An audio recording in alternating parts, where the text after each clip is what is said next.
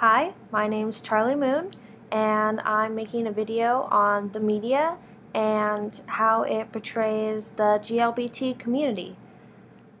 It's kind of a huge topic, and I feel like I could talk about it for days, so I thought that I would just break it down into two big categories for now, television and music, and just kind of give a little overview on it.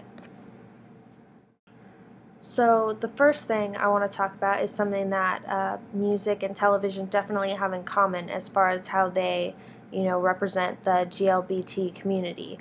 There's definitely, well, I think a lot of times that it's just not genuine. It's used for publicity. They had the Madonna Britney kiss.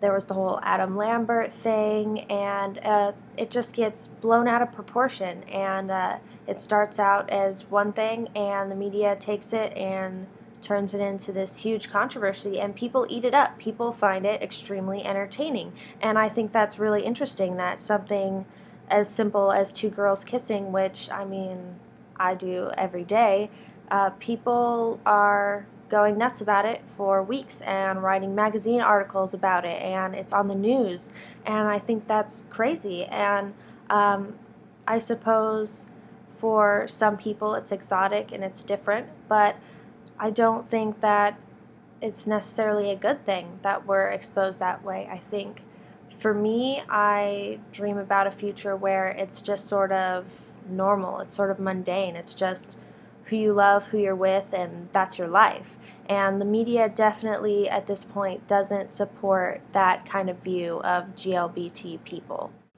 Also along that same line, I guess it would be good to talk about Lady Gaga.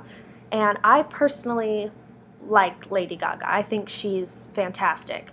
But there are groups within the GLBT community. The one that comes to mind is Gays Against Gaga, and their stance is basically that Lady Gaga's intentions are not genuine as far as advocating for the GLBT community, and that she does it simply to be seen as more controversial, to help that image that she's going for, and that she does it to further her career, basically. And I find that very interesting as a gay community that is trying to fight for, equal rights and for acceptance, that within our own community we have groups that are based on hate. And I think regardless, first of all, I don't think that anyone can really say what her intentions are. She's really the only person that can know that. I don't think we can speak for her. But even if it isn't genuine, I'd much rather have someone like Lady Gaga making millions and millions of dollars advocating for the GLBT community than have another person out there making millions of dollars telling people that being gay is wrong and that it's a sin. On the TV side of that, I think pretty much any show when it comes to trying to get ratings up, let's do something gay. Just right off the bat. Let's put a potential girl-on-girl kiss in the preview, and everyone's going to freak out. Everyone tunes in to watch the show. I've done it before. Shows that I've never watched a single day in my life. Someone tells me there's going to be some girls kissing, and I'm there. I'm tuning in. And you watch the whole show. There's like this 2-second awkward girl kiss, and then they're like, oh, we're going to go back to our boyfriends now, and that's the end. But everyone watched the show, so the man wins, I guess. And I mean, I guess people are just really into girls kissing, and that's fine. I'm into it too.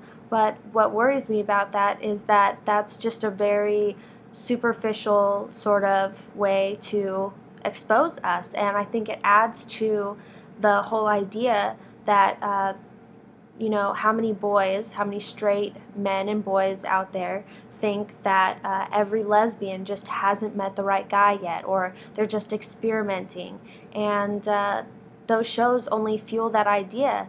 And I don't know about anyone else, but as a lesbian, I want to be taken seriously. I want to be able to go out and be able to tell a guy, oh, sorry, I'm gay, and not have it turn into a debate.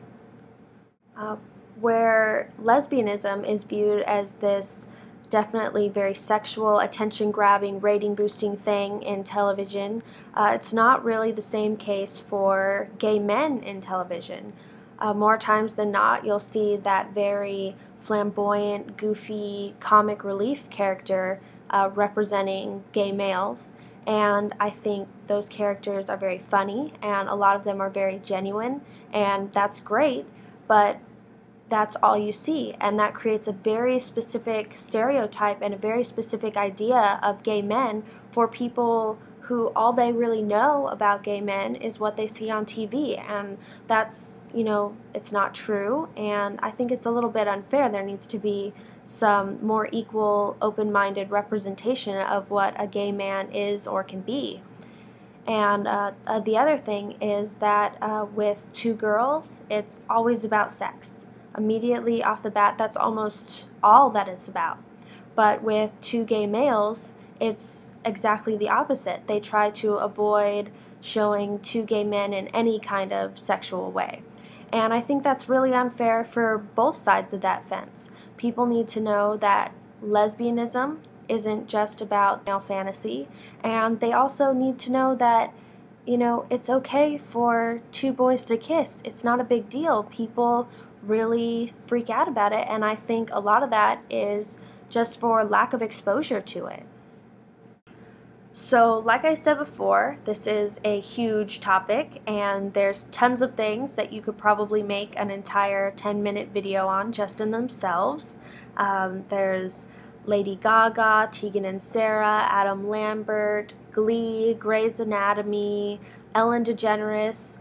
We have a lot more exposure in the mainstream media these days, and I think that's a great thing, regardless that it's not always 100% accurate and that it's not perfect. It's still, we've come a lot further than we were, even 2 or 3 years ago, and that's definitely something to be proud of. But also on that note, we definitely should keep moving forward, breaking down those stereotypes, breaking down, I think there's tons of walls as far as the transgender community goes and the media, and it's time to start breaking those down and just keep, striving for better and be proud of what we've done so far.